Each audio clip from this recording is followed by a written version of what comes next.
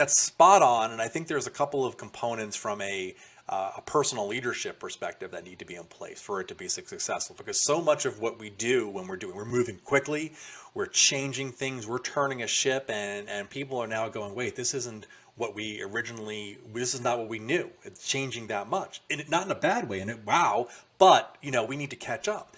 And I think the three key components from a cultural perspective needs to be an abundance of transparency. You need to be constantly telegraphing where you're going, and anyone who doesn't know where I'm going, they're not listening, because I talk about it to the point where my wife jokes, I've heard the same pitch so many times on a Zoom call that she could tell it now, in her meetings, in her business, or with her friends. I think it takes an incredible amount of honesty.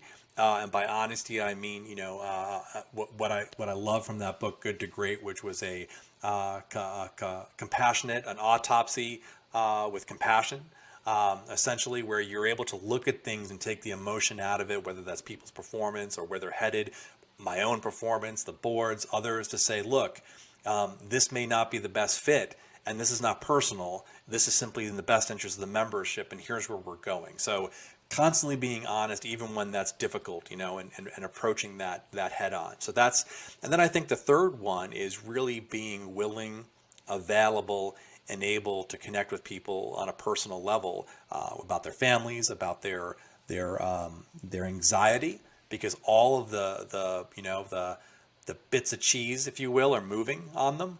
I'm moving cheese on a daily basis. They're starting to move cheese, and making sure that they feel anchored to something bigger than just themselves, and that they're protected, their family's protected, that we're going through a lot of unknown, but we're in this together as a family.